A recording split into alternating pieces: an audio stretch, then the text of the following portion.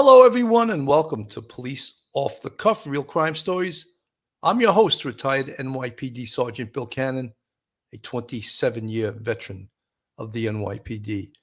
You know, folks, since this shooting of Brian Thompson, the CEO of United Healthcare, everyone has been trying to figure out what went wrong with Luigi Mangione.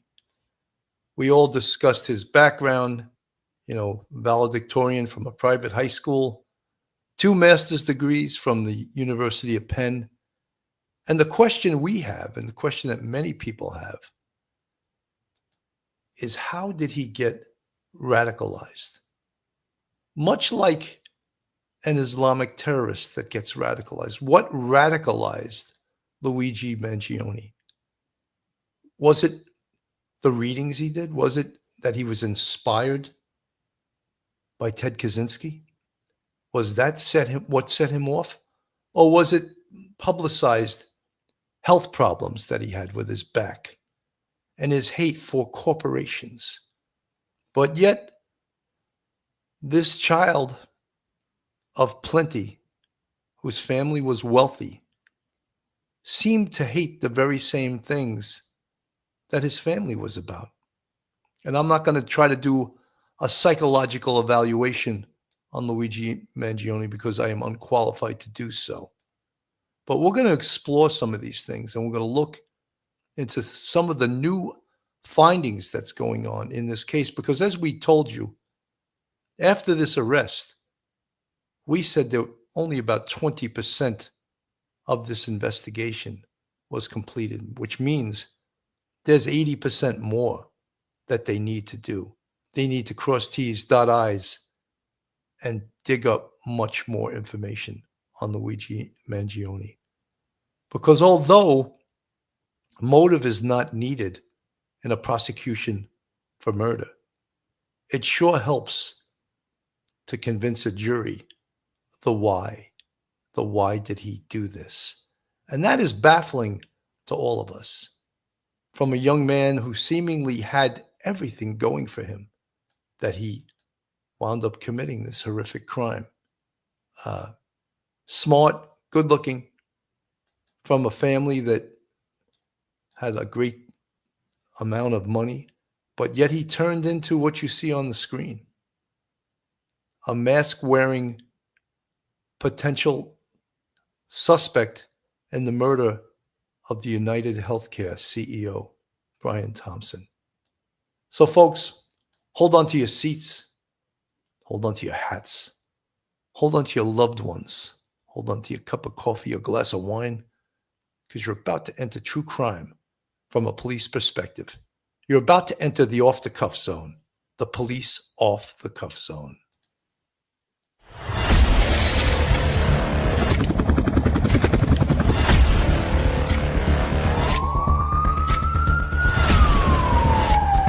There has to be some common sense. They were the ones who called 911 to get him help, and now they're calling for change.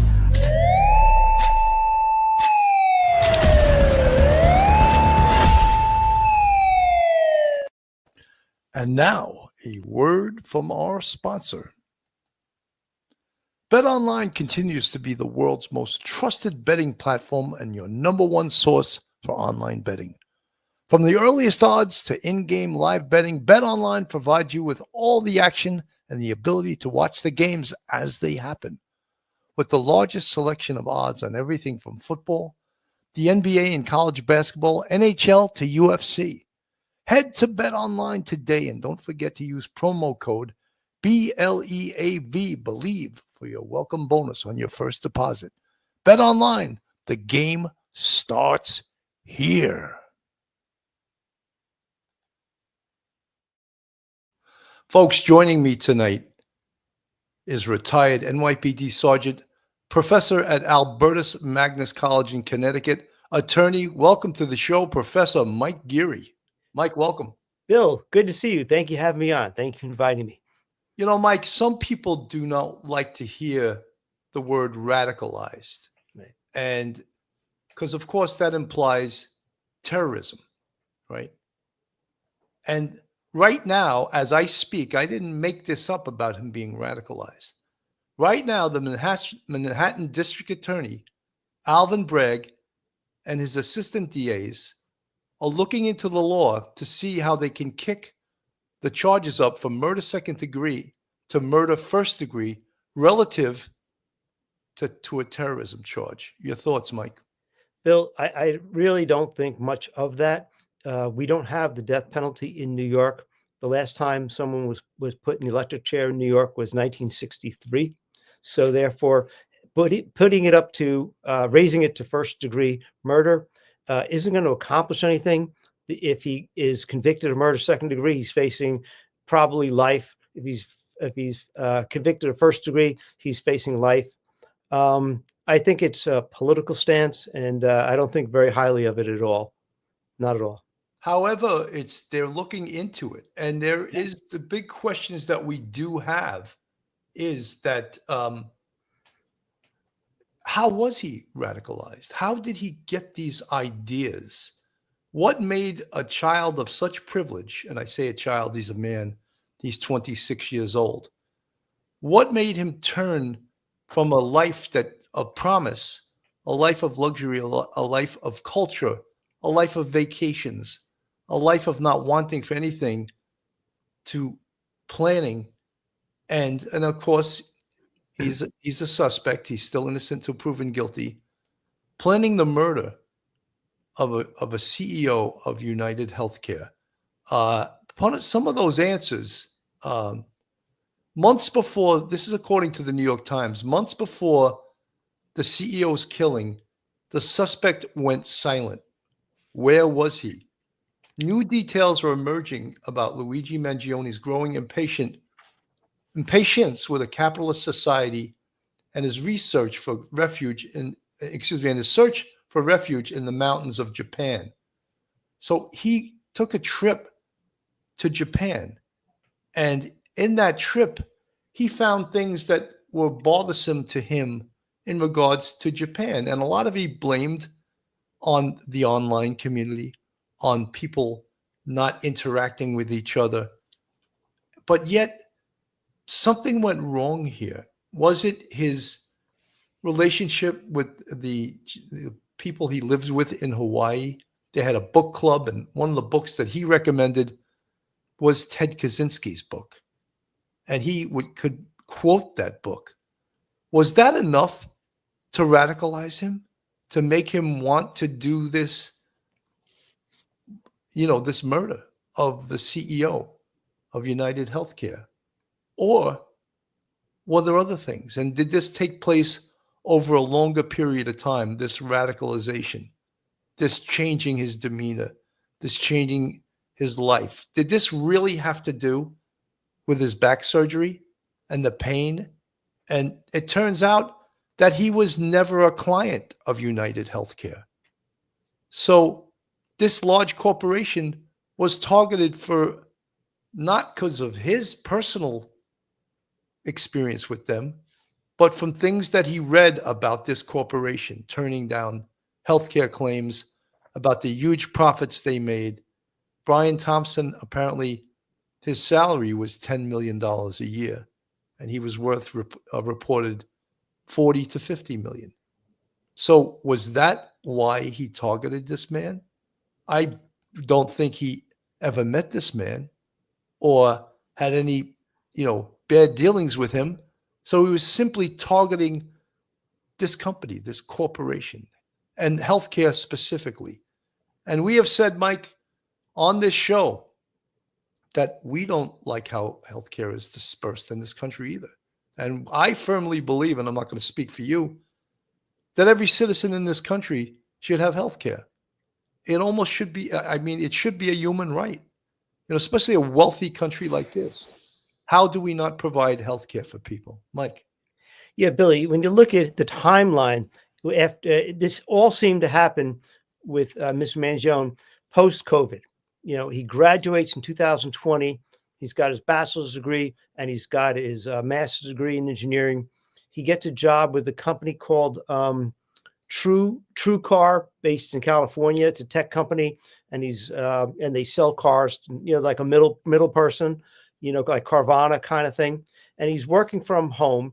He moves to Hawaii because he doesn't have to have commute. So he's on his laptop every day, and he's doing this. He seems to have grown bored after, like, say, 2 years, and he's in Hawaii, and he's surfing, and he's got some downtime, and he hurts a pre-existing back injury. He re-injures it, and that kind of begins kind of like a slow downward slide. He ends up quitting his job.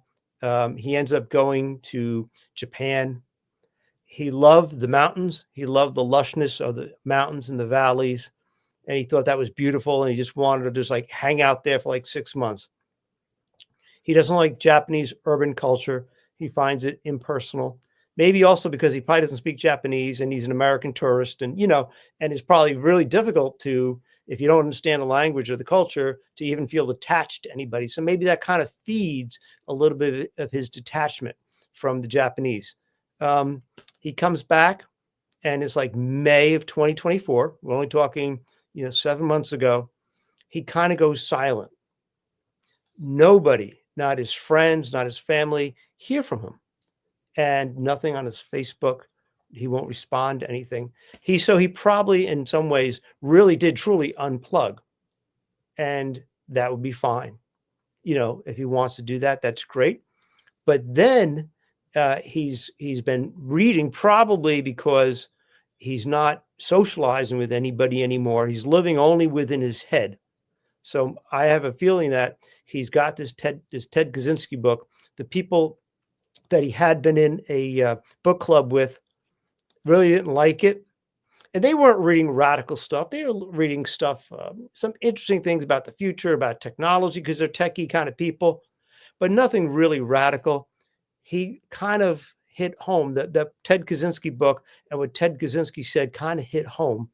And that seems to further alienate him from everybody. He kind of lost his friends over this book because, again, they're in different parts of the country. They're always using technology. They're not even interacting with people, sitting around a table, sitting around somebody's living room with a beer, watching a football game.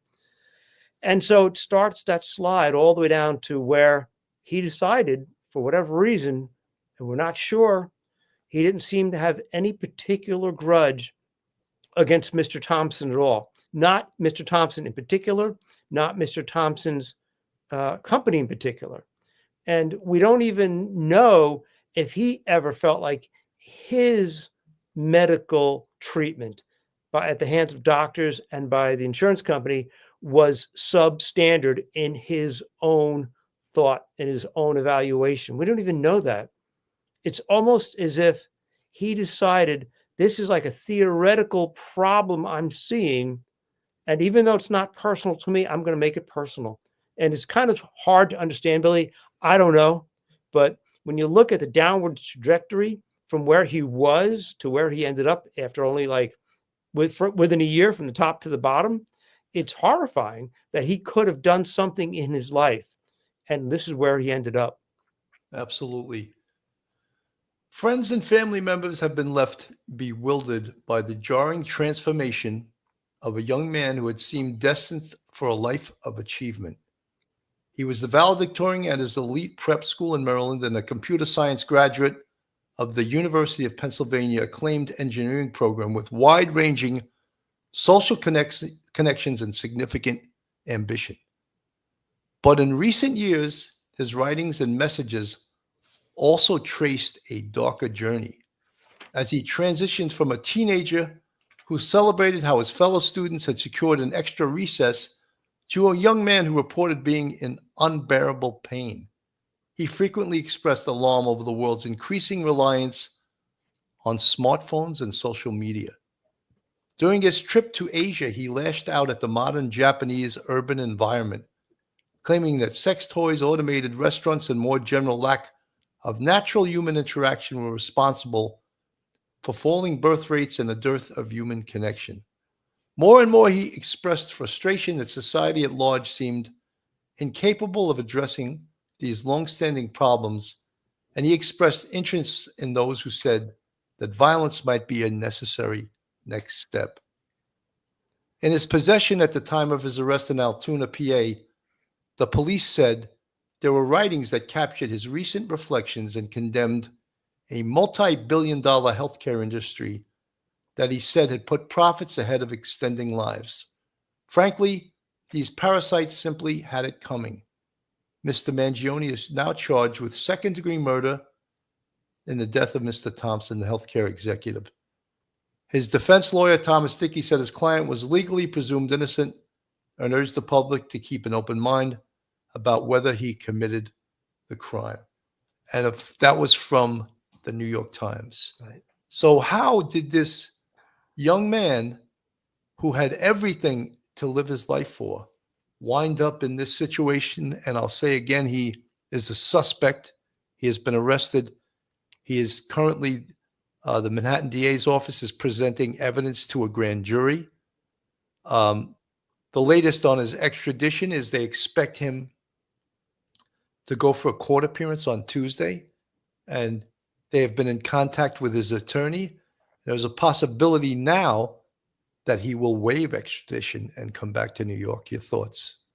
Yeah, Bill, I mean, you think about it. He is a kid of privilege. He's an upper middle class kid, upper class kid. He's got a lot of brains. He's got a lot of abilities. He could have ended up doing something really good. But we all have problems with, large bureaucracies, be it a government bureaucracy, a corporation, a news station, in communications outlets. We all have those gripes. And the strange thing is, and if you want to look at health and you want to look at the health companies, I liked Cindy Lou's comment in the chat. She said, it's like he doesn't like big corporations, but he ate at McDonald's. If you want to talk about the health of our country and you want to talk about diet and how the food we eat, you can start with McDonald's and criticize them for what they put in their food. So Cindy Lou, that's a thumbs up from me. So, of all the corporations where he gets caught at a McDonald's. Quite ironic, but it doesn't seem to be personal to him. It's kind of weird. It's like Ted Kaczynski was in a lean-to somewhere out in the woods, I think in Upper Michigan, the Upper Peninsula, hiding out somewhere like that. And he was mailing bombs to people he never met and he didn't know. Somewhere he got their address and mailed them a bomb and killed them.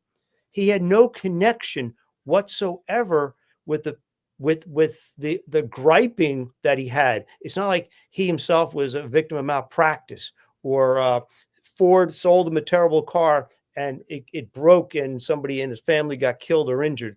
Nothing like that. All the issues are between their ears.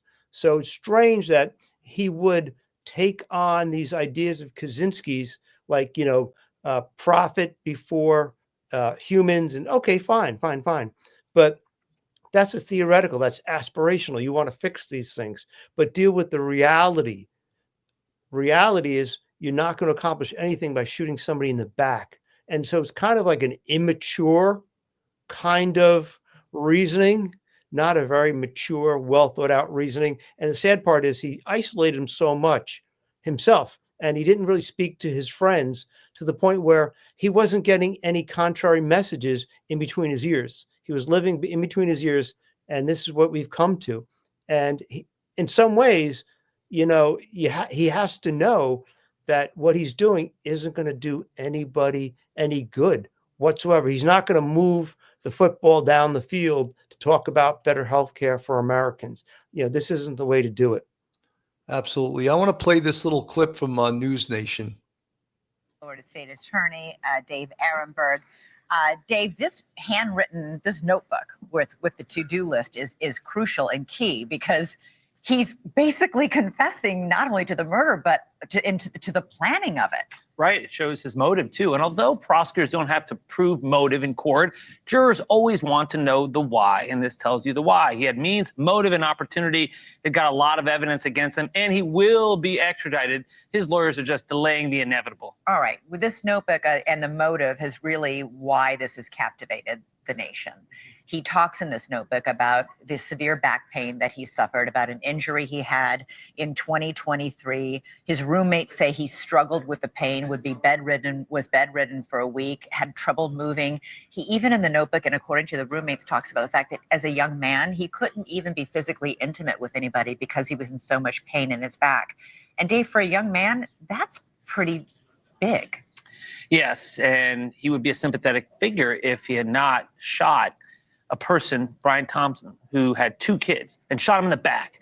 You know, whatever he did there, it did not cure his ills. Also, it's not clear whether the insurance companies ever denied him. We haven't seen any coverage. evidence that he had any issues with United Healthcare. Right, so he's a devotee of the Unabomber and his strategies, his techniques. And so perhaps he just, in the last 6 months, became radicalized. We don't know where he was in the last 6 months. He fell off the grid and took this drastic action. His friends said, I don't know this guy. Whoever this guy is not the same Luigi we knew. Yeah, well, we not only don't know where he was or what happened in the last 6 months to send him off the grid, we also know that just a little more than 2 weeks before the murder, his own mother reported him missing to San Francisco police, where I think she believed he was working at the time. Right. And also he was in Hawaii taking mushrooms and other self-medicating drugs that perhaps led to where he is now, because the person you saw yelling at the cameras is not the kind of person you saw in his valedictorian speech. I mean, he's someone who really is a true believer now and is radicalized. It isn't a shame that the world knows about it. He had a chance to proclaim his innocence. So the drugs, could the drugs have caused this change in behavior, combined with horrific pain, horrific back pain, combined with not having interaction with his friends and his family? Could that have caused this, the radicalization that he experienced? Yeah, I mean, you know, we're in our 60s. We expect to have back pain and knee pains and the stiffness and everything else, and we live with it. But we're 60-year-old men.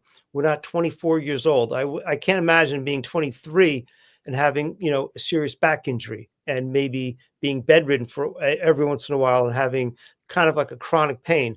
I don't have no idea what that would be like. I'm sure that is really depressing. And I would have sympathy, as the gentleman on the network said, you know, he would be very sympathetic person because he's got a lot on his shoulders. But to go from that to the answer, I have to relieve my frustration by killing is the way. That person has to die. I don't know them. I've never dealt with them. You know, there seems to be this huge disconnect, and that disconnect between one thing and the other, that vacuum in the middle is filled up in his head, and with his maybe there was depression. He had also, interesting, he had contracted Lyme disease when he was 13, and so maybe there was some leftover prolonged kind of effects from that. So that could possibly be adding to his misery. But the idea that you know, the person that he chose, like he didn't go after a pharmaceutical company. He didn't want to go to law school to sue a company or anything else like that. He chose to shoot. He chose to kill, which is a really wild choice from what you're facing: chronic pain and upsetness and you know, and depression, to that. You know, that's a whole number of steps that people can't get on that journey with you because people don't see the connection where you are and where you want to go. That idea, some people might think it was a spontaneous thing. I think it might have been thought of for a couple of months. He might have planned this for several months, and that's where he ended up. But it's a far cry from where he was going a short, you know, 6 months or 9 months earlier. Absolutely. Wicked sight from the chat. Psychedelics can bring out psychosis in some people. Good point. You know, he obviously had some problems, you know. Why? Our question is, and I think a lot of people's question is, why did he go off the grid? Why did he not seek counsel of his friends and his family? Why did he choose to spend time in Japan by himself and then travel around by himself? Not if he was feeling this bad, this low, why, we would ask, why wouldn't he have sought help?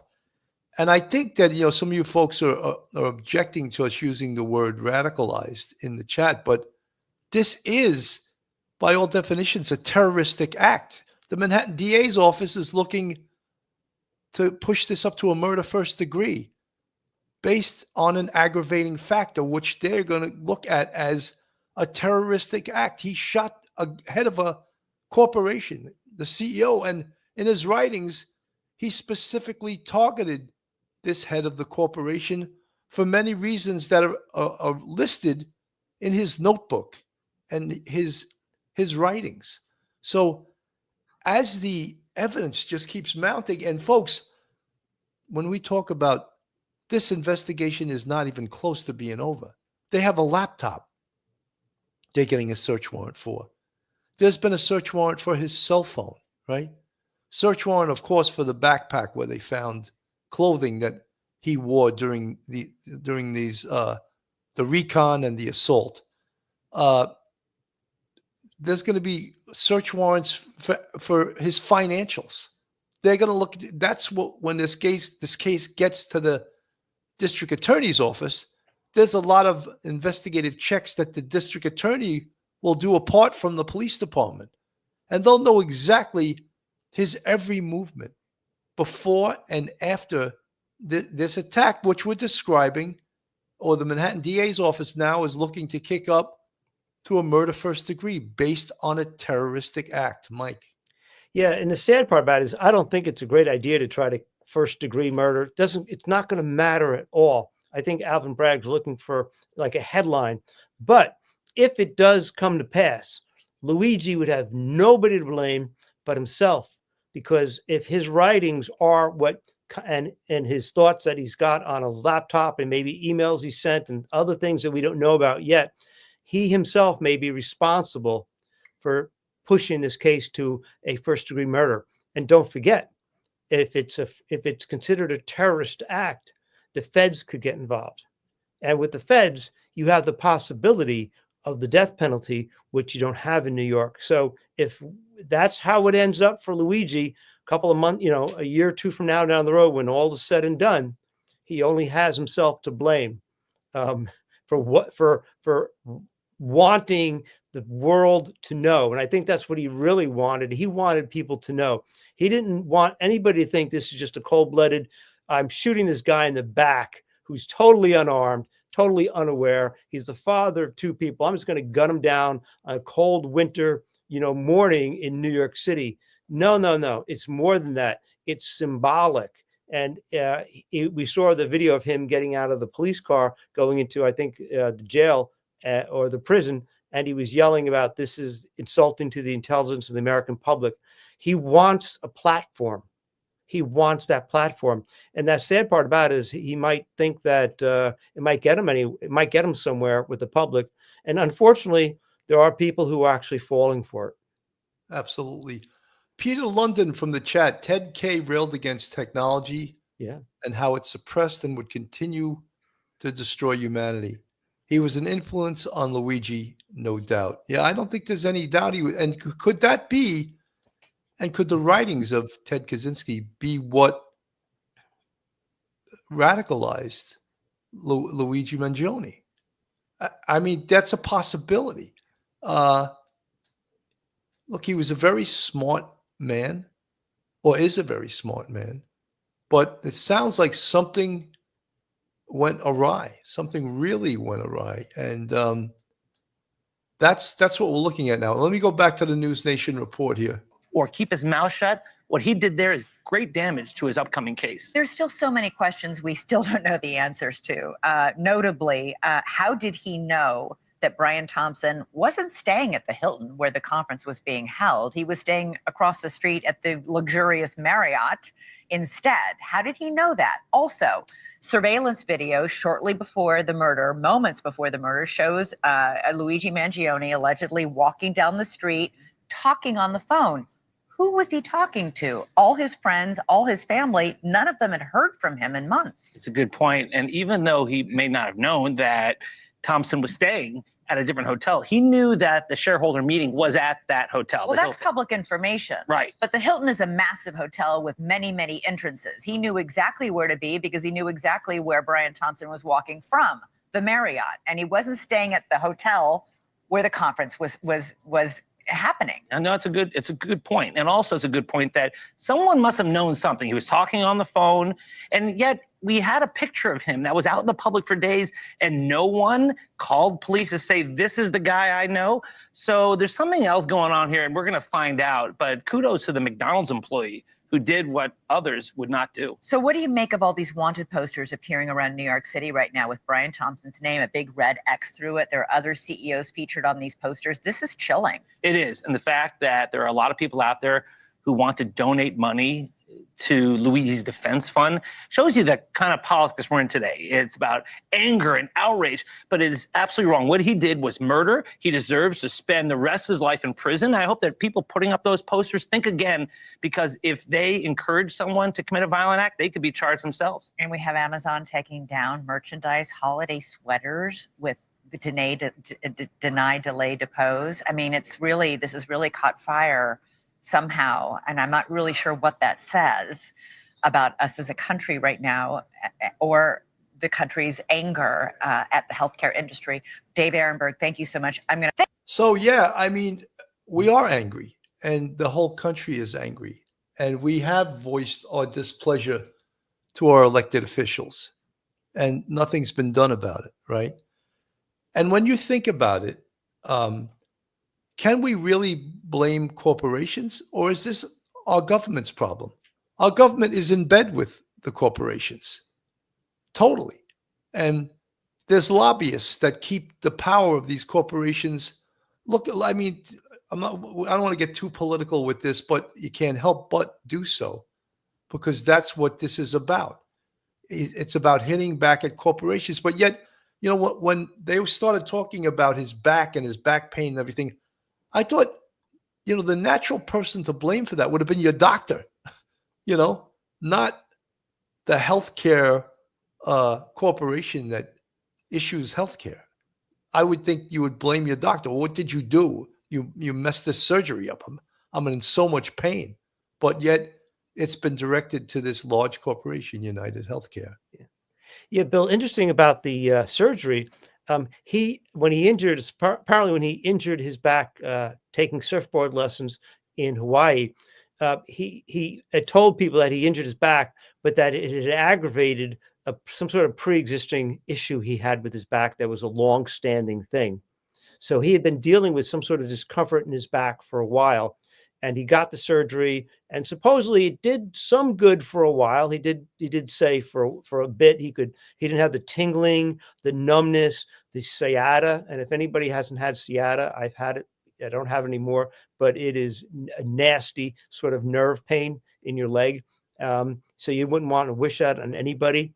But the thing is, there was some success there, and you're right. If you're gonna write a letter, say something mean about somebody, you might say it to the person who actually had their hands on you, giving you the prescription, or misdiagnosing you, if you want to say that, or maybe didn't perform the surgery, better. But we've been talking about since 1992. We've been talking about healthcare. Under the Clinton administration, under the Obama administration. We're going to probably talk about it again in 2025, and probably by 2026 with the midterm elections coming up.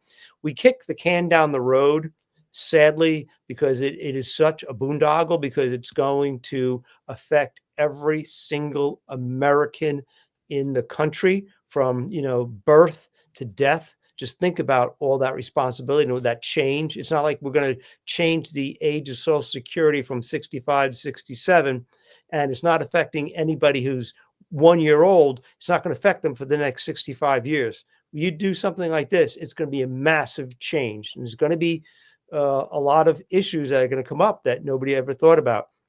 Absolutely. Folks, this is Police Off the Cuff, Real Crime Stories. If you like real crime, true crime from a police perspective, you're in the right place. If you're not subscribed, hit that subscribe button on the screen. Give us a thumbs up, hit the like button, share us with your friends and your family. And if you'd like to contribute to us financially, we have a Patreon with 4 different levels. We also have a YouTube channel membership with Cannon, 5 different levels. And we appreciate all of our friends, our fans. We call them our family, the Police Off the Cuff family. And they've helped this channel grow a great deal especially in the last couple of months. And we appreciate all of them. I want to play something. This is one of the roommates that Luigi had in Hawaii. Great talks at our book club. Regarding the book club, what's the deal with the reading of Ted Kaczynski's book? How did that come to be? Every week it rotated who got to pick the next reading, or every 2 weeks, however long it took us to get through something. And another member and I kind of half jokingly proposed it. I kind of always wanted to read it, but never had the motivation. And I figured, well, if we'd have to read it for book club, I'll have to get through it. So it was actually my idea and another member's idea. It wasn't anything Luigi was inspired to dig into.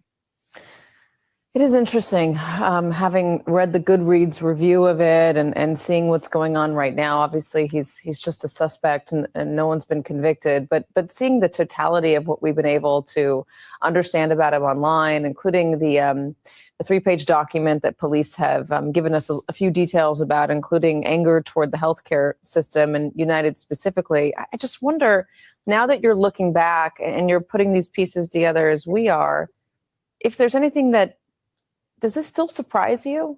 Are you taken aback? Do you think something might have happened in the time between you last saw him and this?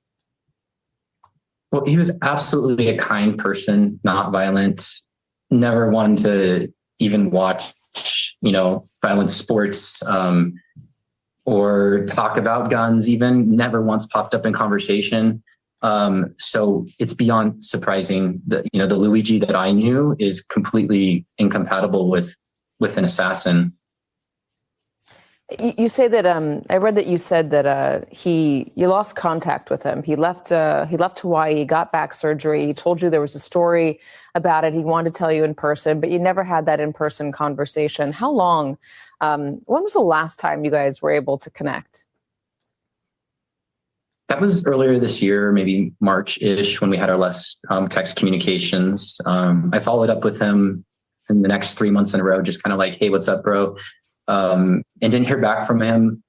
Our friendship was such that I didn't assume anything. I didn't take it the wrong way. I just knew that, when we did reconnect, our friendship would start from where it left off, and just assume that maybe he'd gotten a new job, moved back home. But I had absolutely zero thought or inclination that something had happened to him.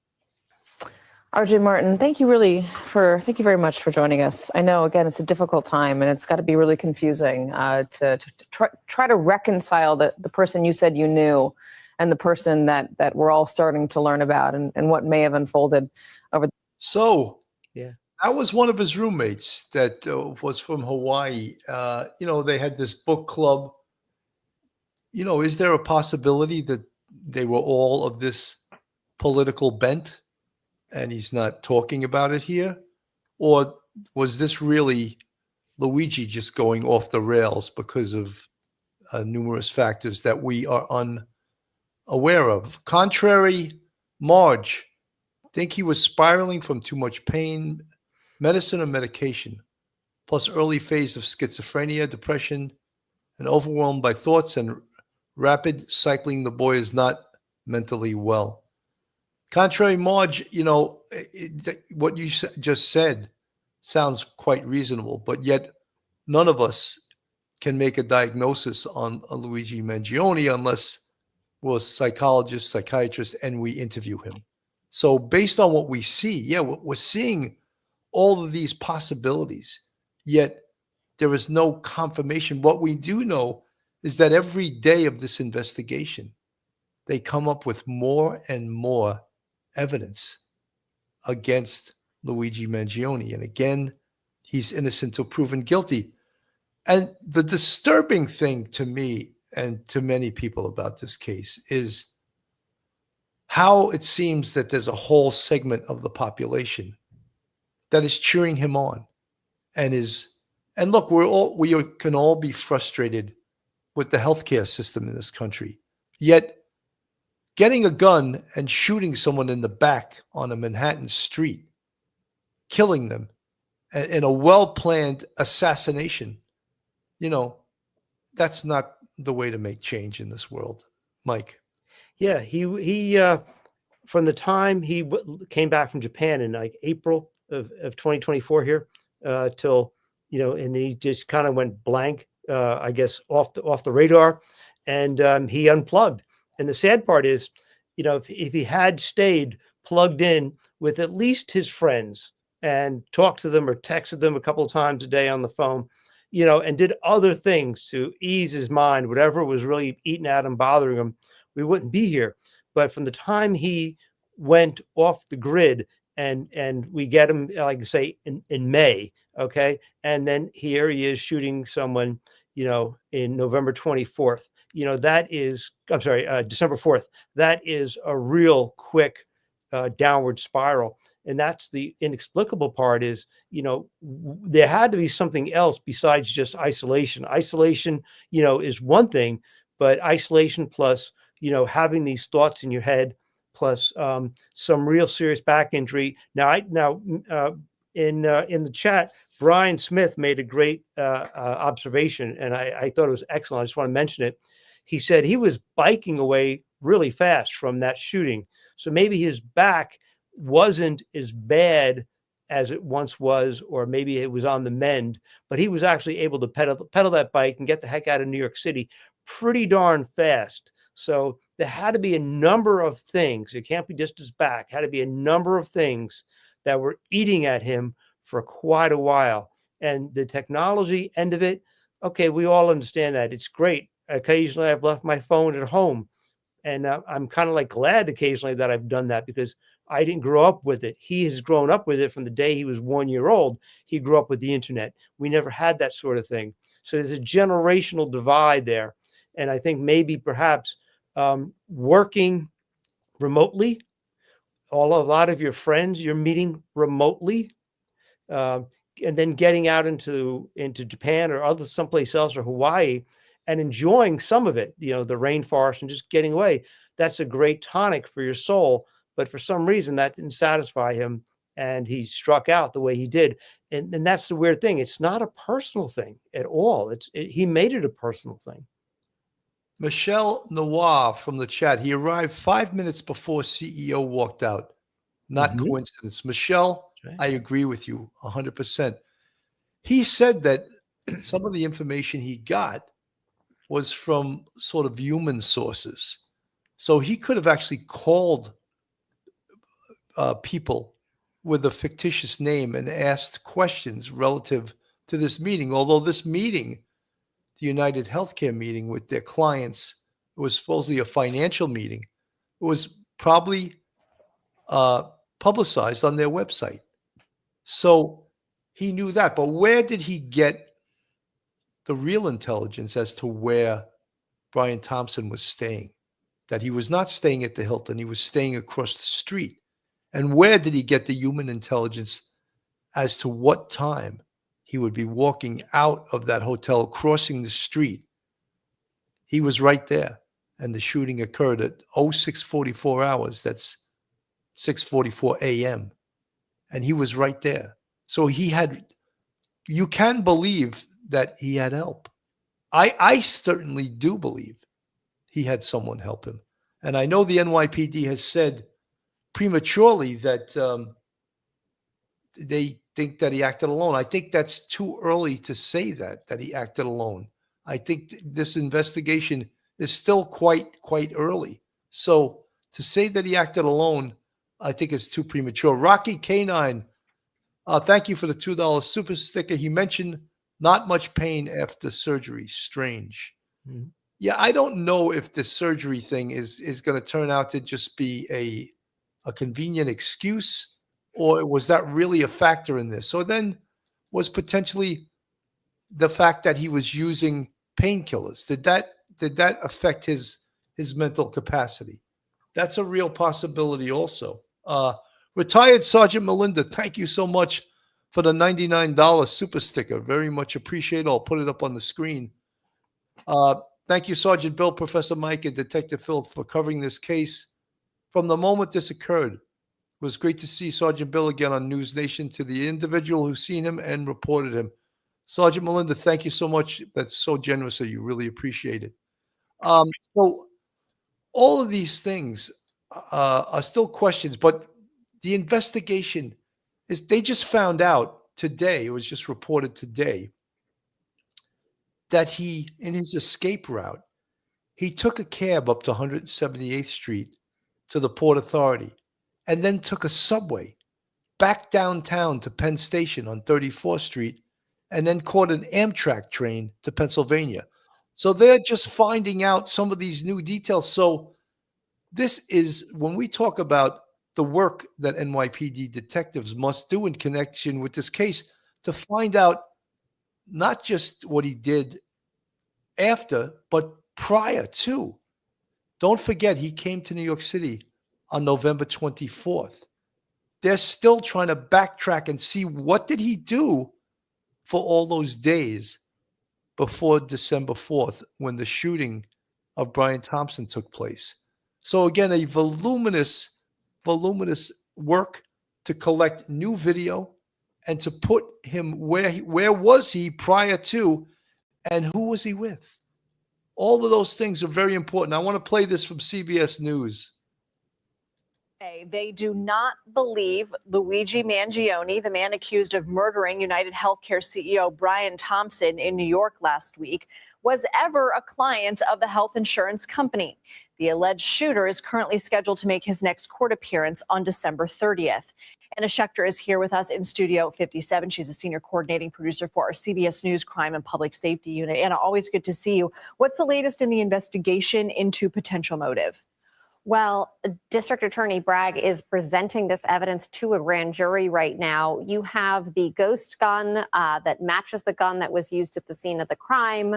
You have clothing that was worn by the shooter that was on Luigi Mangione's person, according to police. You have the spiral notebook in which he wrote about why he would carry out a targeted attack using a gun instead of a bomb, for example. He also, in his handwritten notes, named United Healthcare as the 5th largest company in America. And so that speaks directly to motive. And District Attorney Bragg is hoping to use that as essentially an admission of guilt. So even though it doesn't look at this point like he was a customer, he named United Healthcare in these writings as one of the largest companies. Okay. So NYPD officials are concerned about widespread violence, about copycats. What more can you tell us? They're highly concerned, so concerned that they're giving rare interviews to all the local media and blasting this out across the country, saying, hey, we are seeing the CEOs, the executive teams, their photos posted up on posters, almost like wanted posters around Lower Manhattan, for example. Those have all been taken down. We looked for them. We couldn't find them. Okay. But they are taking this very seriously because historically, copycats do happen occasionally. And so the police are on high alert, and the investigative bodies, the teams of police that are out there looking for potential violent behavior have been ramped up, and they're pretty much working 24/7. What can you tell us about this new information from police that now they are operating under the belief that he didn't take a bus from Port Authority, but actually took a train, I believe, from the Harlem station into Pennsylvania? So what they believe is that he went to that 178th Street up in Upper Manhattan bus terminal and got on the A train, took the subway, which millions of New Yorkers are riding every day, down to Penn Station, and then took Amtrak to Pennsylvania. We've reached out to Amtrak. They're referring all of our questions to NYPD as the lead investigative body. Now, remember, the day of the attack, we were reporting that police had gotten on Long Island Railroad trains, stopped those trains. They'd gone to airports, and they came up with nothing. But Amtrak, that's new. So that's the working theory. Do you have any reporting on how they came to know that? Because I believe they were looking at surveillance images and they thought he had taken a cab to Port Authority and never saw him leaving. How does that fit into this picture? Well, that's exactly right. And so it was a black hole after that. They knew Okay. he entered the bus terminal at 7:30 a.m., literally 45 minutes after he shot Brian Thompson. And then they have no footage of him coming out of it. So they were assuming he took a bus because there are a lot of buses. He came into New York on a bus. So they assumed he took a bus out of New York. Now it appears surveillance footage will place him going down into the subway, taking the A train downtown to Penn Station. And there they believe he might have taken an Amtrak train to Pennsylvania. Okay. So that's really sort of breaking news. They just found that out. So now that opens up another Pandora box of investigation. Now we got to check out the Amtrak train. Where did he get on? Do they have video of him on the train? Where did he get off the train? So all, again, brand new investigatory findings, but also I always used to say in investigation, when you ask a question, you get an answer. When you get an answer, now you got to check out that answer to see if it's true. Same thing here. Now they know he got on an Amtrak train. Did they find that train? Where did that train go to? Where did he get off the train? Was he interacting with anyone on the train? What was he doing on the train? All of those things. So that, as I said, it opens up a Pandora box of investigative questions. Danette from the chat. It's a movement our younger generation feels very deeply on this topic. Yeah, I mean, and so do many people, and including us. We don't agree with the way healthcare is dispersed in this country, but yet none of us got a gun and shot the CEO of a healthcare company. I don't think that can be allowed. Seventh, Anubis. He deliberately mentioned in the manifesto that he acted alone. You know, seventh, Anubis. If we believed everything a criminal told us, we would be going backwards. He may say that to deflect attention. That's okay, but we don't believe it. We have to check it out. We have to find out for ourselves what actually happened. Let's see. I'm looking in the chat. Janie Garnett, 442. Sergeant Bill and Professor Mike Geary, the very best. Thank you so much. Always appreciate the love, because we do get some hate too. So the love could offset the hate. Wow. I have questions. Christine. Wow. I have questions. Where was he staying in PA? That we don't know. We don't know. Apparently, in the town where the McDonald's was, Altoona, PA, he tried to check into a hotel there, but it was too early in the morning. And most hotels, you can't check in till after 1 o'clock in the afternoon. Now, lately, it's 3 o'clock. So he went to the hotel and tried to get a room. And the clerk said, you can't check in till after whatever the time was, 1, 3 o'clock, whatever it was. So they have that now also to check out. So interesting, as we go along, so many more investigative things need to be checked out, and they'll build this story. And at some point, we'll have most of the truth, maybe not all of the truth, but most of it. Mike.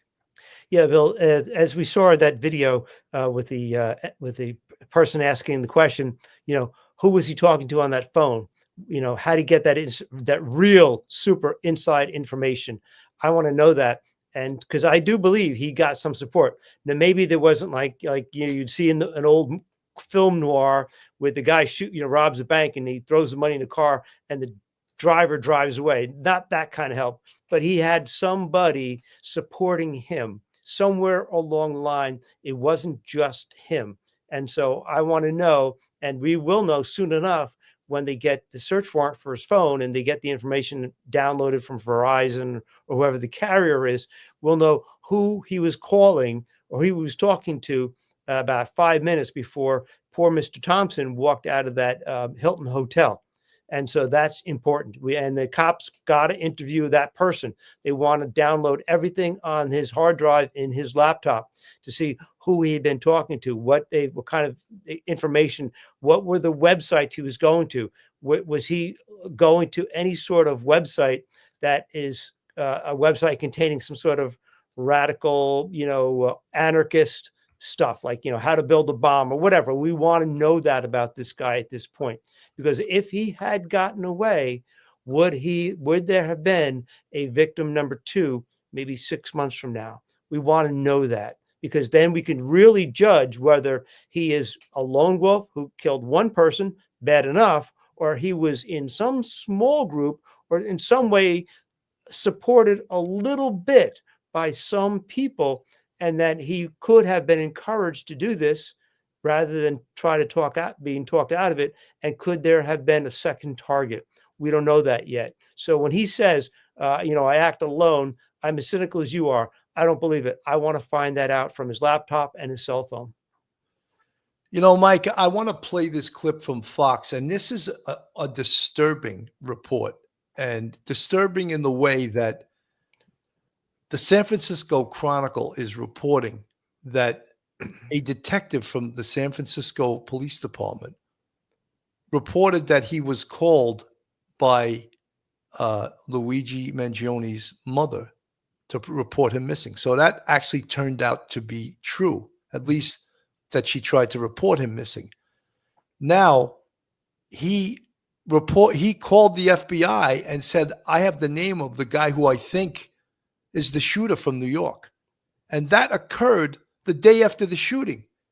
And if the NYPD is telling the truth, they didn't have his name. So did the FBI hold that secret and they didn't tell any other? If they did that, this is outrageous.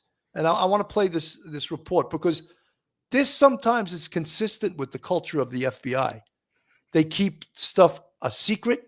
Maybe they wanted to grab the perp themselves and they weren't going to tell. During the Boston Marathon, the 2 Tsarnaev brothers, who were the bombers, they had pictures of them from their social media. They had pictures of them from people's cell phone cameras that took pictures of them with their backpacks on. And the Boston police chief, I think his name was Ed Davis. Yes. He wanted to put those pictures right out. And the FBI, through some bureaucrat, overruled him. And they didn't put the pictures out. That is a cultural thing. Why did they do that? You know what happened as a result of that? A campus police officer was murdered by the Tsarnaev brothers.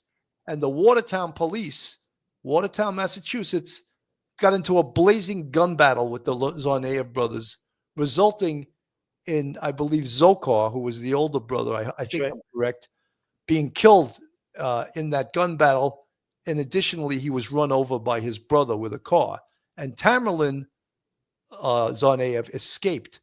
So that was a huge mistake, So I want to play this. And if this is true, this is very disturbing. All right, now to the latest on the fight to bring murder suspect Luigi Mangione back to New York. Officials announcing today that there have been some progress in this issue. Linda Schmidt is in the newsroom with details on this. Linda. Yeah, first of all, good evening to both of you. And Mangione, as we all know, he has been fighting extradition. But this afternoon, Manhattan DA Alvin Bragg announced that he might waive extradition after all, and he could end up back here in New York sooner than expected. At a public safety press conference today, Manhattan DA Alvin Bragg addressing the status of extraditing Luigi Mangione to New York. Indications are that the defendant may waive, but that waiver is not complete until a court proceeding, which my understanding from court officials in Pennsylvania cannot happen until Tuesday. So until that time, we're going to continue to press forward on parallel paths. Meanwhile, the San Francisco Chronicle is reporting a San Francisco police officer contacted the FBI the same day these surveillance pictures were released by the NYPD on December 5th. It was one day after the murder. It reports the officer recognized Mangione's face after his mother reported him missing to San Francisco PD last month. And the officer thought Mangione might be the murder suspect. However, when police arrested Mangione in Pennsylvania 4 days later, the NYPD said it did not have his name or know who he was until after his arrest. Fox 5 reached out to the FBI for comment, but so far we have not heard back. Since his arrest, Mangione has become a cult hero for some. People are even celebrating him. Mayor Adams on a local web talk show today denouncing that behavior. We can't send a signal that if you're angry over something, if you're angry because you got a parking ticket, you respond with violence. If you're angry because you didn't get the grades you wanted in school, or you're angry because the doctor didn't treat you accordingly, this is not the response. Violence is not the response. There are clear systems to go after that. He could have used his intelligence and intellect to organize. And also today I spoke with United Healthcare, the company telling us it was not Mangione's health carrier, never was, and he never worked for the company. So disturbing. If that story, if that report by the San Francisco Chronicle is true, then heads should roll at the FBI. Absolutely. Well, they're already rolling, but that's outrageous because you know something? They were warned after 9/11, after the attacks, when they had all kinds of intelligence information about the bombers and did nothing about it. They never told law enforcement. They kept it close to the vest. And when you watch the FBI get questioned in front of Congress, they always hide behind, oh, I can't talk about that. It's an active investigation. They should not be allowed to hide behind that bullshit because is that what they're going to say here when they're confronted? Did you have this information on December 5th? Oh, I can't talk about this and that. No, you're not getting away with that. Did you have? This is criminal. People could get killed because of this stuff, Mike.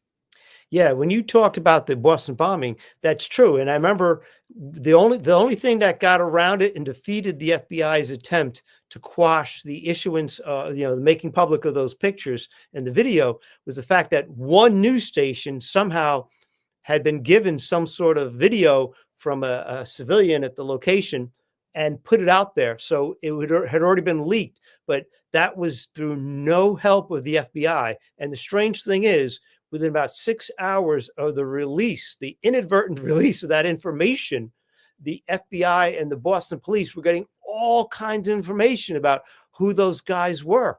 So thankfully, the news media in that case did the good public service that Ed Davis couldn't do and the FBI quashed. And in this case, I hope it's not true. But if it is true, they endangered everyone's life if they didn't share it with the NYPD.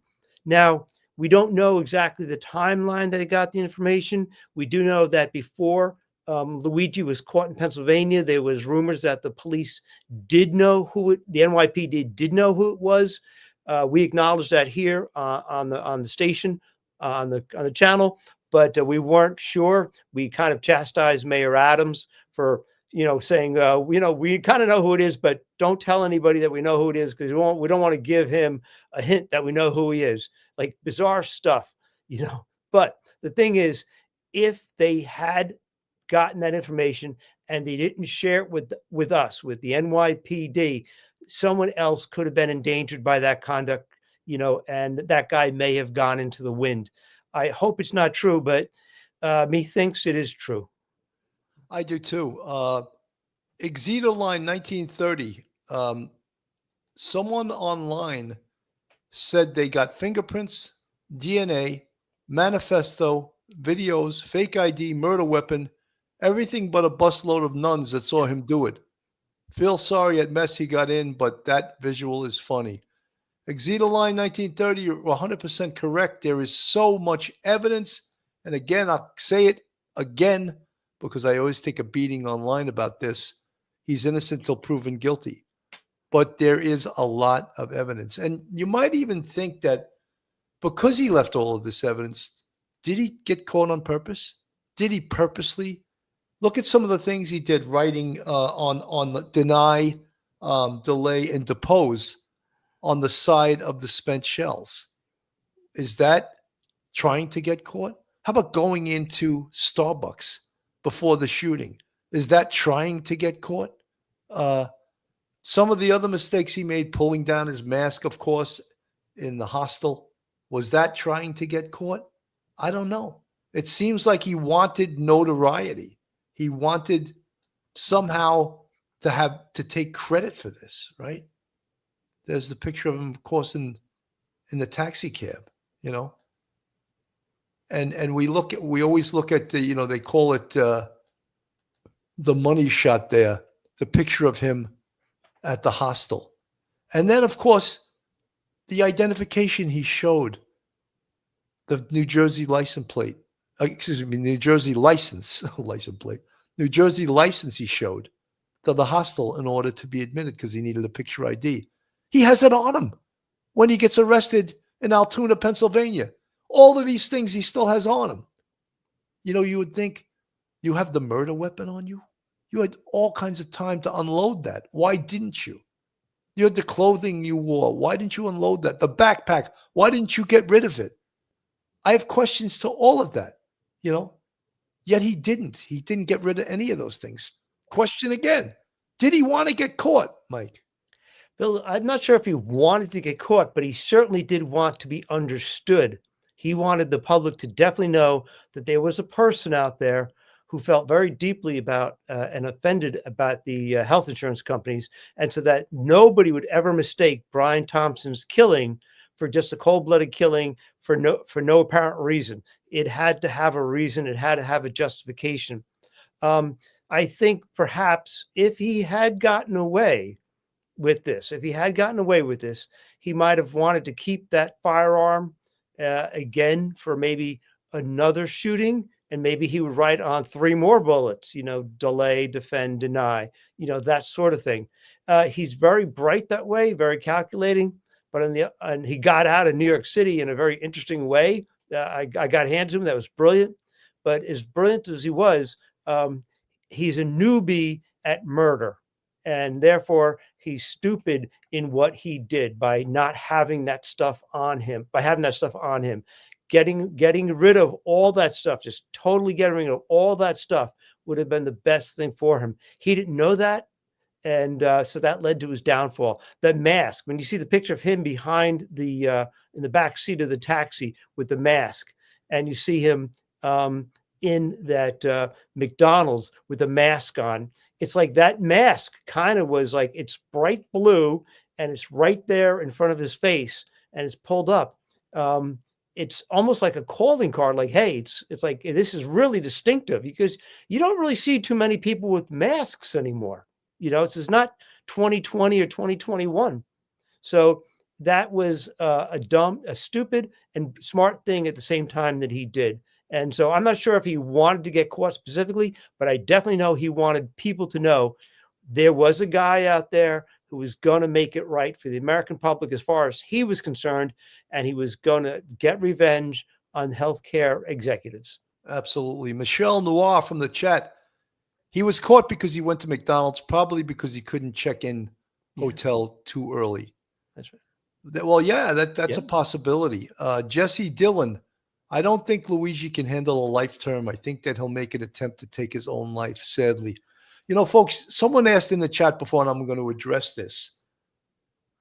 The FBI sometimes can take a case like this because of its notoriety and everything. They can sometimes take the case from the municipality. And one of their reasons would be because the feds have the death penalty. So if he was charged federally, they could get the death penalty. But here's a war of ideologies. New York City, New York State does not have the death penalty, right? So they don't want, they're against the death penalty from an ideological perspective because New York did have the death penalty. I forget exactly what year it was reversed, but the feds do. And the feds sometimes play some dirty tricks. And they could perceivably take this case from the NYPD and charge him federally if they had the power to do so, to overrule the powers that be in New York City and New York State. They've done it before. So I don't know what their perspective is on this case, but I'm disturbed by that report by the San Francisco Chronicle that they knew who he was the day after the shooting and they didn't. Apparently, I say, didn't tell the NYPD. Mike. Yeah, Bill, if it is true, it would be a huge gross violation of, you know, brotherhood, sisterhood in law enforcement agencies, because You know, we need their technical expertise. We need their budget. We need their specialists. You know, and a lot of places do. But on the other hand, we have the world's greatest detectives, and we have tremendous assets that we could throw at an investigation. And we're much better, and our detectives are much more experienced doing these kinds of cases. You know, they have their expertise, organized crime, perhaps, and white collar criminals, but we have our expertise in New York City. But we've always worked hand in hand, and especially after 9/11, we seem to function better, but rather than as rivals.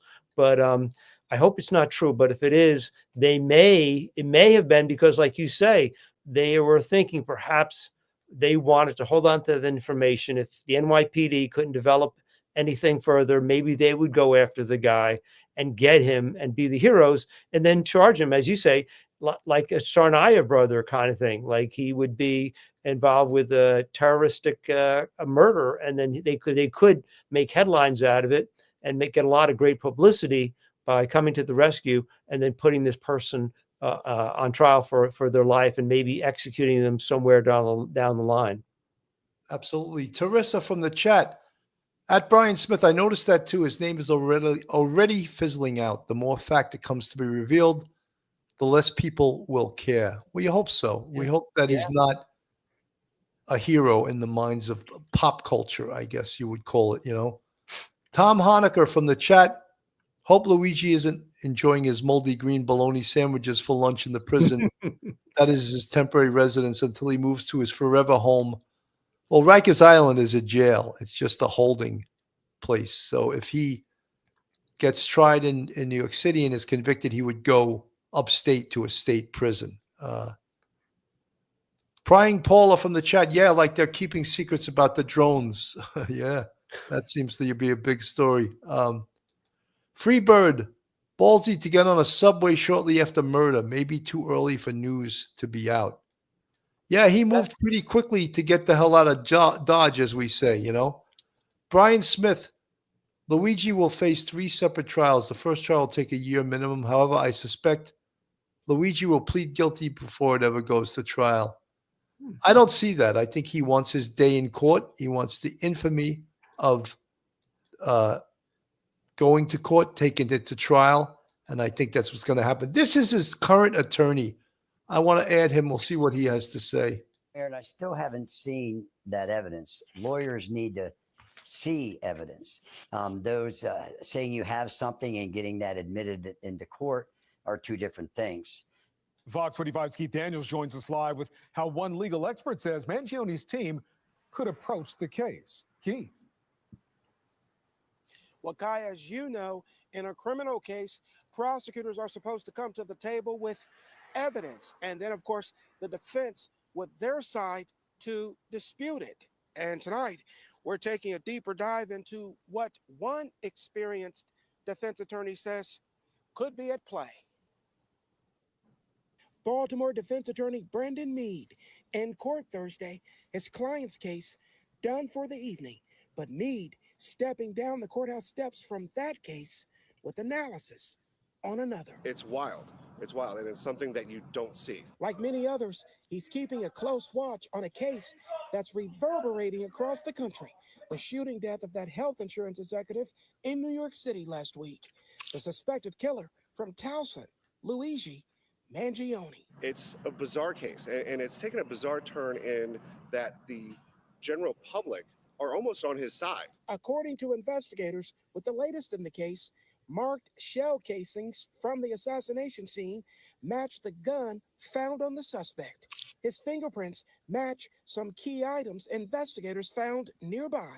And Mangione's arrest this week found with a fake ID, according to police, and a handwritten, quote, claim of responsibility, referencing the crime scene.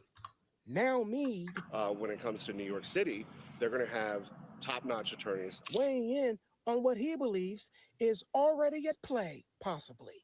The defense strategy in the Mangione case. And that strategy is to go as not criminally responsible, and that he's not competent to stand trial, something to that effect. Because especially when you see him being led into the courthouse, and he's spouting off nonsense like, you know, you guys don't know what you're talking about, blah, blah, blah, blah, blah. And it just, none of it made sense. There was Isn't that the go-to play for defense attorneys when they know that prosecutors got them? Yes, you know, and that's, but it's not necessarily the wrong play here. When you have him getting stopped in Altoona, Pennsylvania in a McDonald's eating hash browns, and he's still got the murder weapon, he's still got the manifesto, and he's got all these different things that link him to this crime, they're going to say, look, he didn't know what he was doing wrong. If he did, the first thing he would have done is got rid of the gun. How does the case look to you? Does he look guilty? Does he look innocent?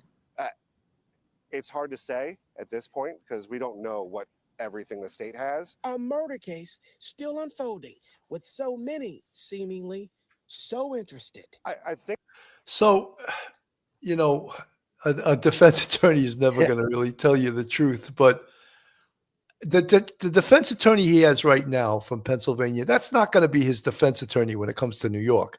You can bet they're going to have some hired guns, high-priced attorneys, because certainly if his family is still backing him and still, if his family is still in his corner, which I don't know if they are, because we haven't seen them. We've seen written statements from his family, but they'll hire the very best that money can buy.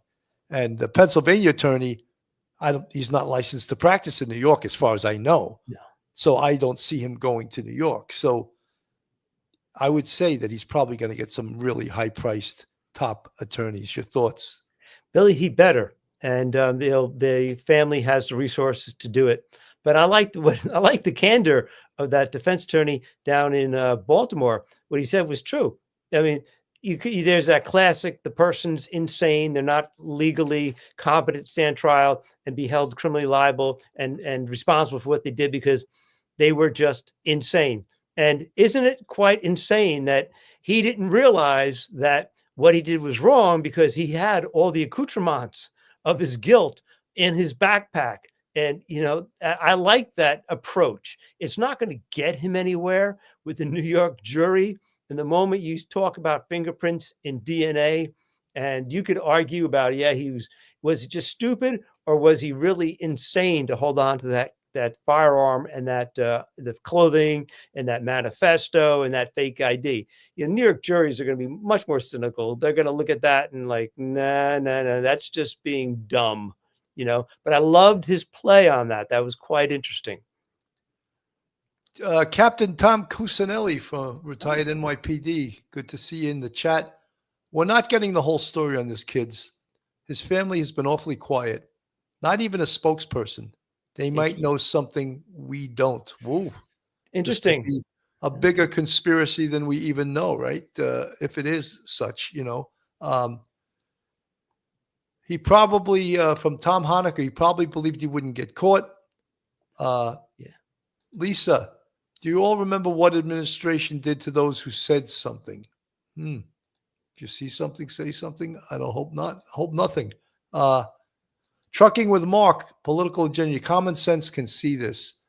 You know, I just want to say that I don't see an insanity defense. Yeah. That'd be ridiculous in a way, because he planned this like a World War II general that was, you know, like Rommel from, you know, he planned, that's how well he planned this. So insane people don't have those planning skills.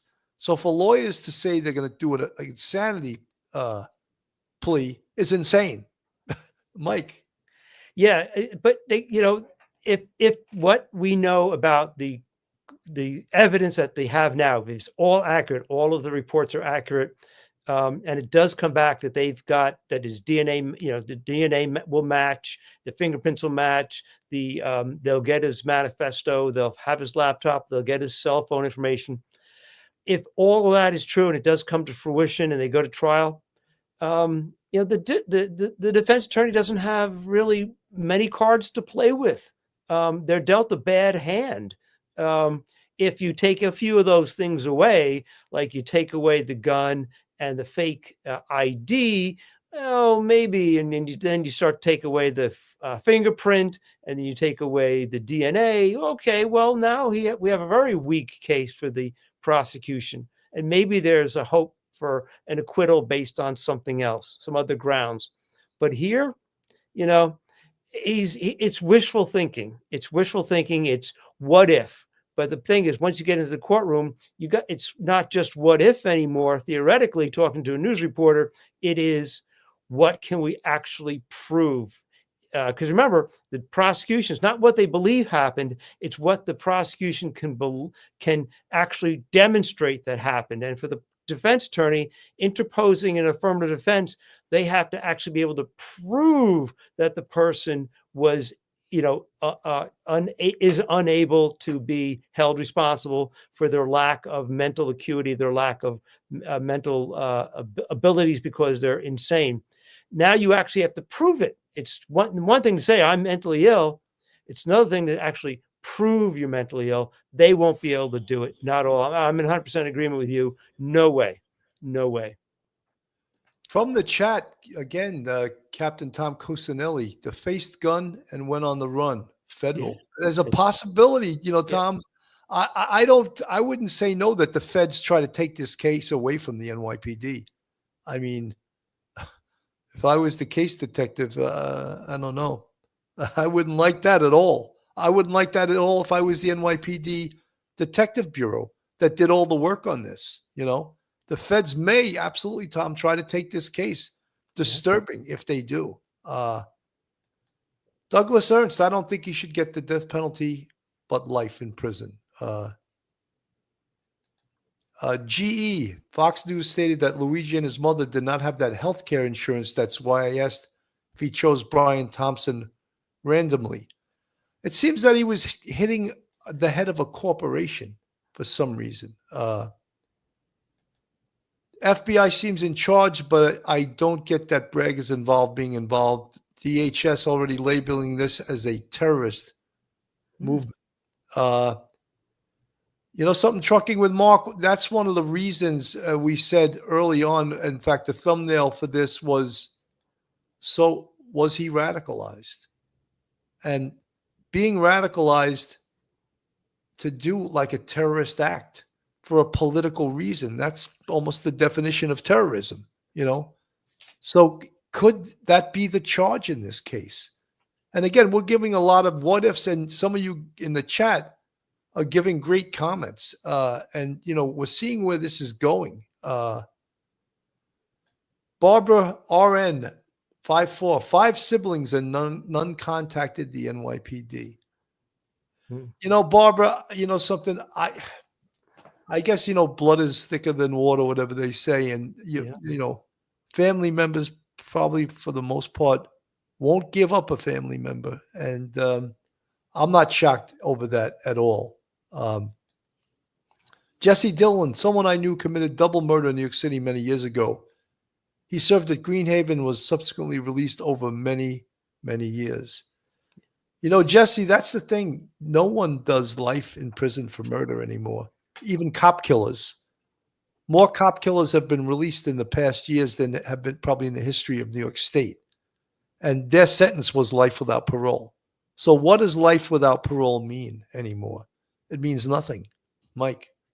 Yeah, Billy, that's one of the problems, because when you hear life behind bars without possibility of parole, that's what you're thinking. And people are familiar with the Shannon Smith case, I think it was. Yeah, she put her kids in the back of the car and drove it down a boat ramp, and they drowned. She was tried for the death penalty, and the jury deadlocked on that. And they knew that if they deadlocked, the judge would sentence Susan Smith to life behind bars without possibility of parole. That's like 1989. Here we are, 2025, and she came up for parole. Strangely, so you're right. It doesn't really mean what it says it means. When you hear all this, oh, these guys going to do life.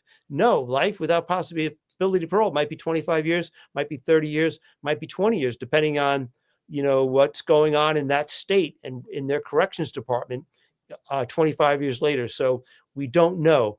And I just want to make this one quick comment about, if he had help, if the feds take over this case and it becomes a terror investigation from a small group that may be radicalized, if that's their theory, you do not want to have communicated anything with Luigi over the past year, because if they can grab you and turn you into a co-defendant in a federal case, they will, because part of that idea of a terrorist, plot is that you have a group of people, 2, 3, 4 people that feel this ideology. So God help anyone who is on Luigi's, unit quick dial or on his, frequent email list, because you don't want to be there, because the feds will come knocking at your door.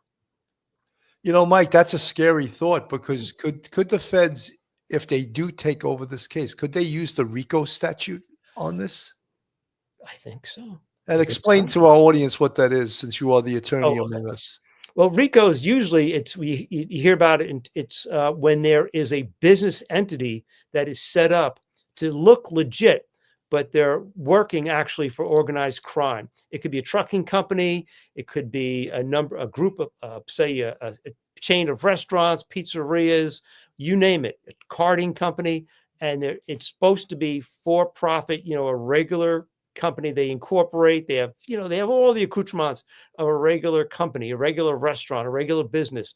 But what they're really doing is they're laundering money for the FBI, I'm sorry, for the mafia or for some organized crime group. And they run afoul of the FBI, of federal law, because they're actually acting as organized crime. Their business is actually organized crime. That the pizzeria, that restaurant, that carting company, that store, whatever it happens to be, that storefront, it's all just a facade, like a Hollywood facade.